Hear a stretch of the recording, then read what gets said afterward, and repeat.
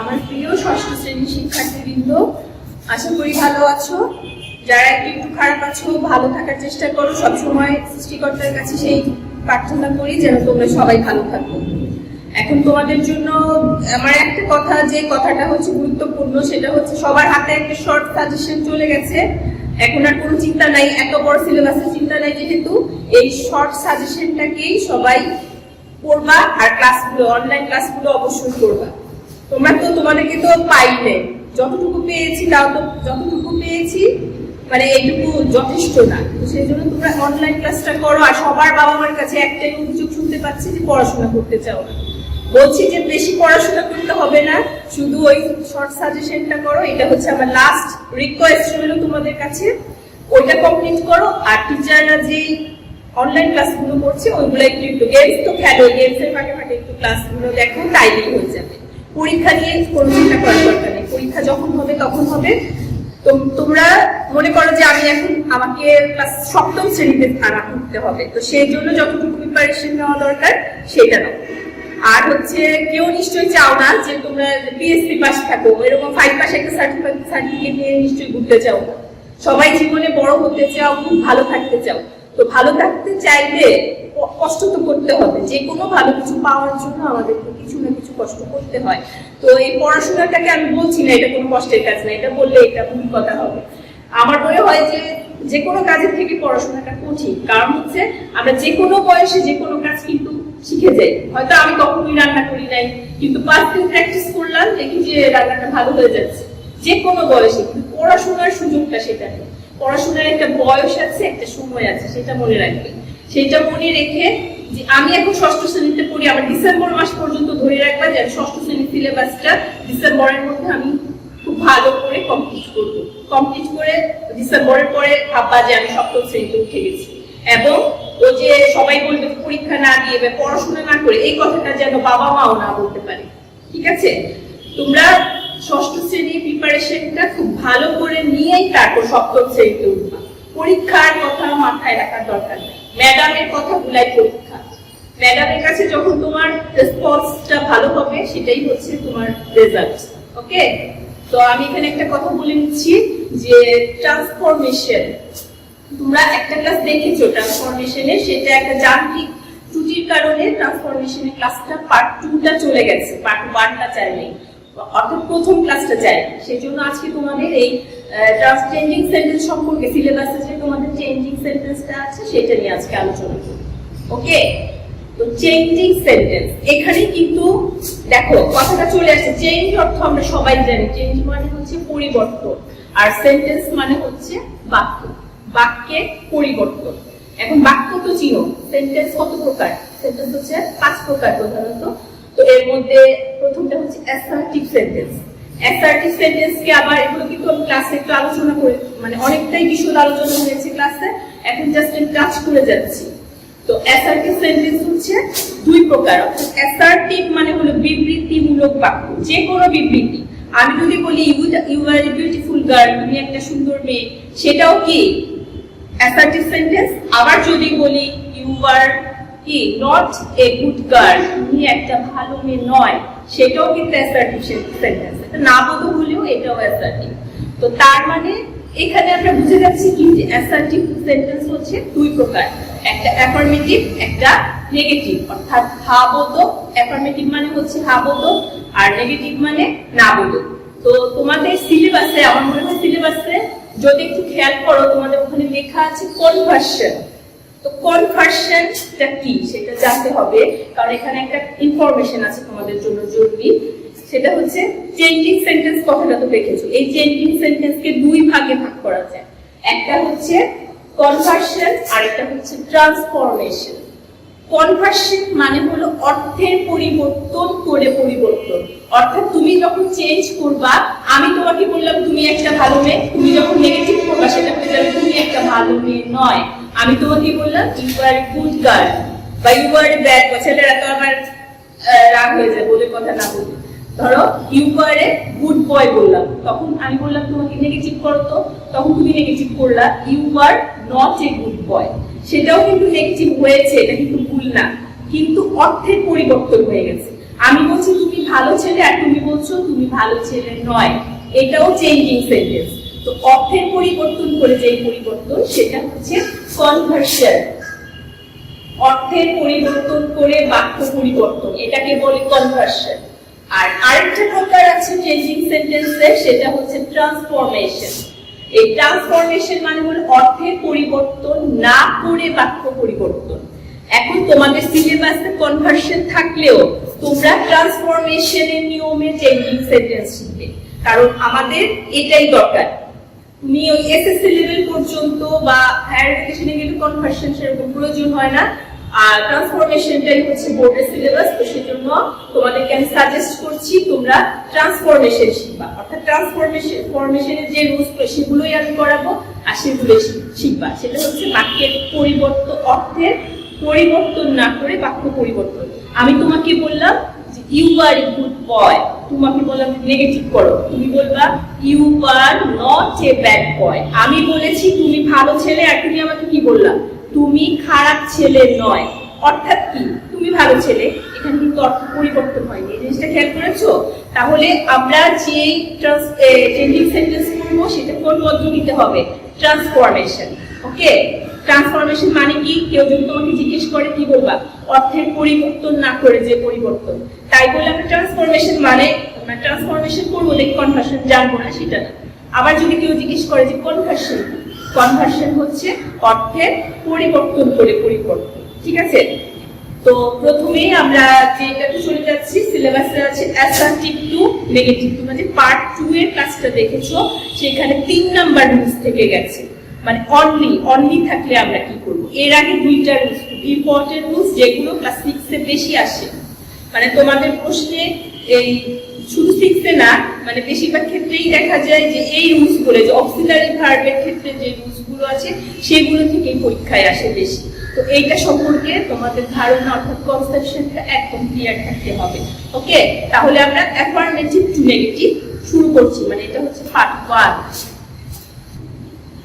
ওকে, তাহলে আমরা প্রথম রুলসটা যাচ্ছি, সেটা হচ্ছে অক্সিলারি ভার্ব থাকলে আমরা কি করব। অক্সিলারি ভার্ব তো সবাই চিনো, am is are সাহায্যকারী ক্রিয়া, am is are was were have has had not, কতগুলো অক্সিলারি ভার্ব আছে সেটাও তো শিখেছিলাম, মনে আছে?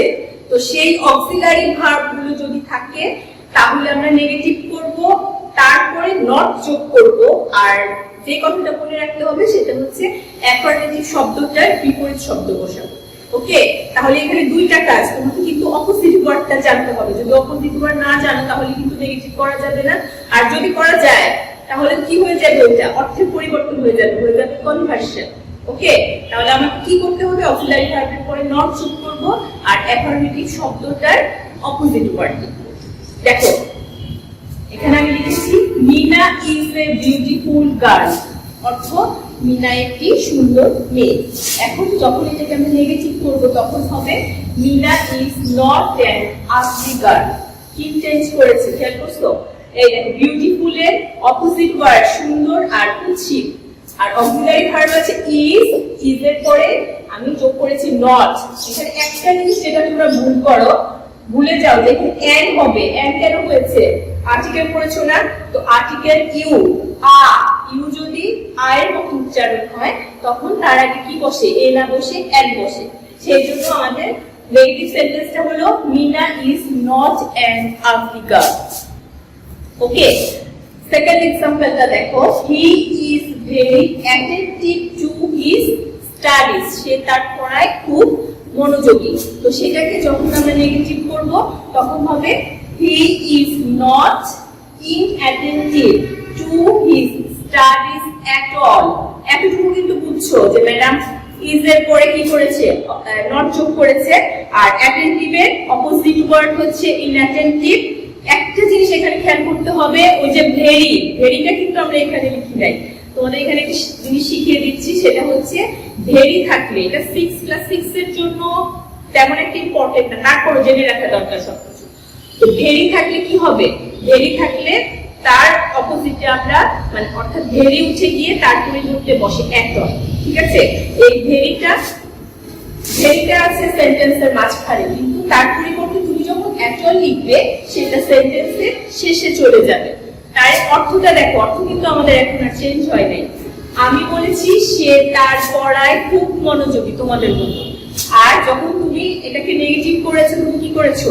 হি is not inattentive to his studies at all. At all অর্থ হচ্ছে আদৌ, অর্থাৎ সে তার পড়ায় আদৌ অমনোযোগী নয়। তার মানে কি হলো? সে তার পড়ায় খুব মনোযোগী।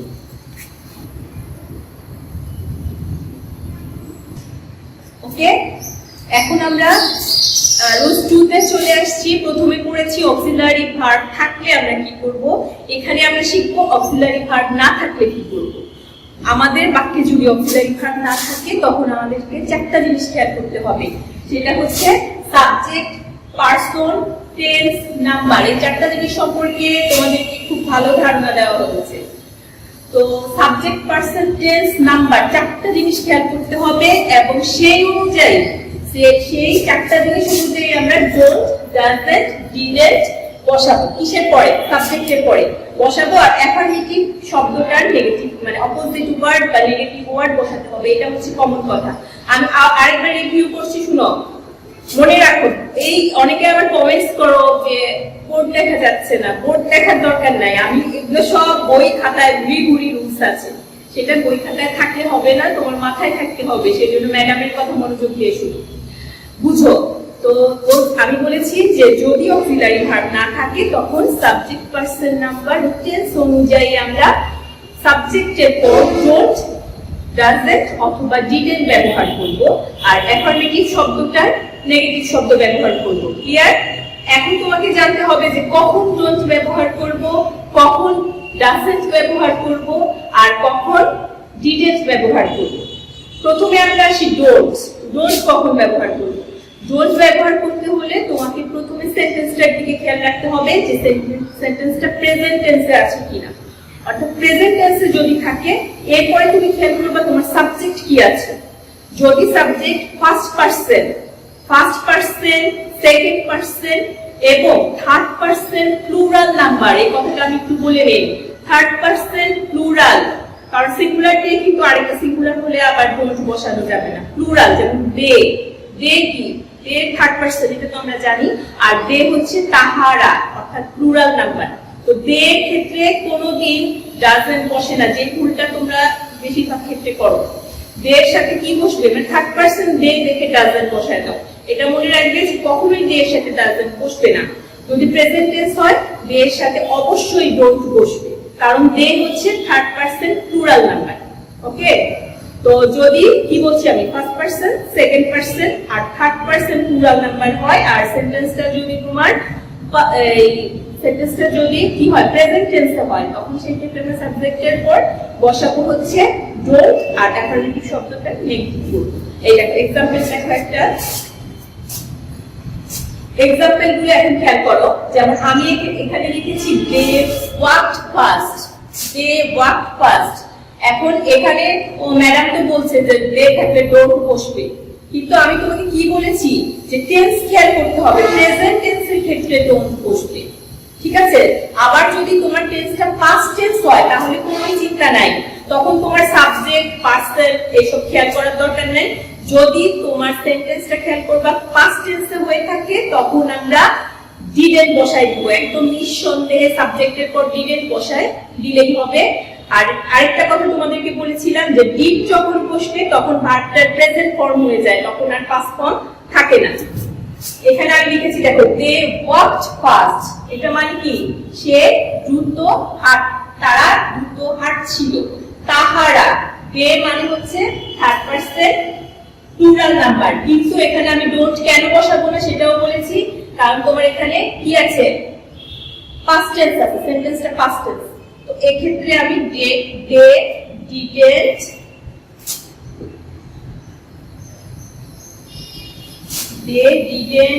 আর ডিডের পাশে ভার্ব সব সময় প্রেজেন্ট ফর্ম হয়, তাহলে ওয়াকটা কি হয়ে যাবে? Walk. They did not walk, fast এর জায়গায় কি হবে? ফাস্ট এর অপোজিট ওয়ার্ড কি? Slow. They didn't walk slow. আমার অ্যাফার্মেটিভ সেন্টেন্সটা ছিল দে ওয়াক ফাস্ট। তারা কি করছিল, দ্রুত হাঁটছিল। আর তুমি যখন নেগেটিভ করলে তখন কি হয়ে গেলে, তারা আস্তে হাঁটছিল না, ধীরে হাঁটছিল না। তার মানে কি, তারা দ্রুত হাঁটছিল, অর্থাৎ তোমার ট্রান্সফরমেশন, অর্থের পরিবর্তন হয় নাই। তো এক্ষেত্রে আমি শিখলাম যে যদি আমার সেন্টেন্সটা পাস্ট টেন্সে থাকে ডিডেন্ট বসবে আর অপোজিট ওয়ার্ডটা বসবে অ্যাফার্মেটিভে। এরপরে এই এক্সাম্পলটা দেখো, হি গোস টু স্কুল রেগুলারলি। হি আমাদের কোন পারসন, হি হচ্ছে সাবজেক্ট, আর পারসন হচ্ছে থার্ড পারসন সিঙ্গুলার নাম্বার। অর্থাৎ রুলসটা হচ্ছে সাবজেক্ট যদি থার্ড পারসন সিঙ্গুলার নাম্বার হয় তাহলে সেই ক্ষেত্রে সাবজেক্টের পরে ডাজন্ট বসবে আর অ্যাফার্মেটিভ শব্দটার অপোজিট ওয়ার্ড বসবে। তো নেগেটিভ কি হচ্ছে, হি ডাজন্ট। তুমি যখন ডাজ বসাবা তখন বোথ থাকবে, থাকবে না, বোথের ইএস তো এখানে নিয়ে আসছো, তখন এই বোথটা হয়ে যাবে গো। He doesn't go to school regularly. Regularly opposite word হচ্ছে ইরেগুলারলি।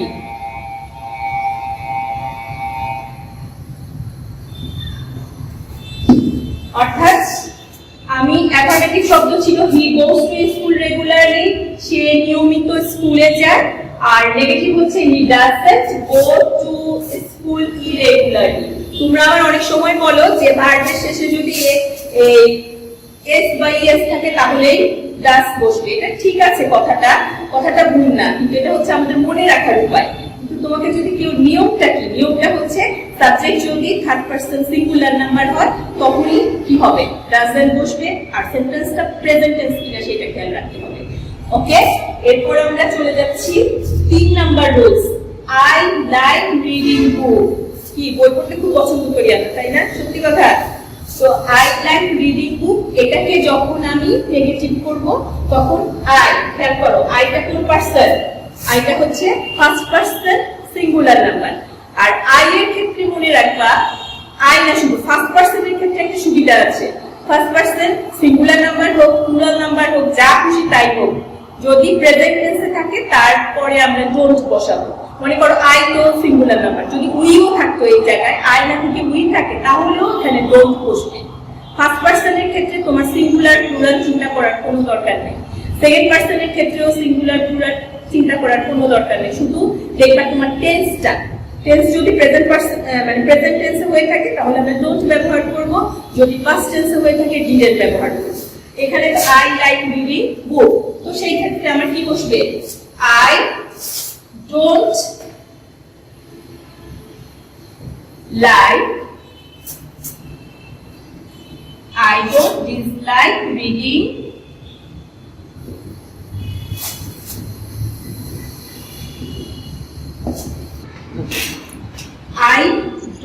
dislike reading book। আমি এখানে কি করলাম, আই এর পরে ডোন্ট বসালাম আর লাইক এর অপোজিট ওয়ার্ড বসালাম। এখন যদি এখানে আই লাইক না থাকে আই লাইক থাকতো তাহলে কি হতো, I didn't dislike reading book. ঠিক আছে, যদি পাস্ট টেন্সে থাকতো। কিন্তু এখানে যদি আবার উই থাকতো তাহলে কি হতো, we don't dislike reading book. Okay, concept এই আমি যতটুকু ক্লাস এখন করালাম সেটা তোমরা শুধু একটু একবার দেখবা, রিভিউ করবা, কারণ যেহেতু অনলাইন ক্লাস একটু লম্বা তো করা যাবে না। কারণ ক্লাসটা যদি তুমি দেখো তাহলে এখানে এমবির ব্যাপার আছে, মানে এখানে তো কিছু খরচ আছে, সেই জন্য আমরা ক্লাসটাকে এত দীর্ঘায়িত করতে চাই না। যতটুকু করানো হলো এটা তুমি আরেকবার 2বার যদি ক্লাসটা দেখো একদম আমার মনে হয় কনসেপশন ক্লিয়ার হয়ে যাবে। তো সেই ক্ষেত্রে আবার দেখা হবে। এই পর্যন্ত তোমরা সেই পর্যন্ত ভালো থাকো, সবসময় ভালো থাকো, ভালো থাকার চেষ্টা করো। অবশ্যই স্বাস্থ্যবিধিগুলো মেনে চলবা।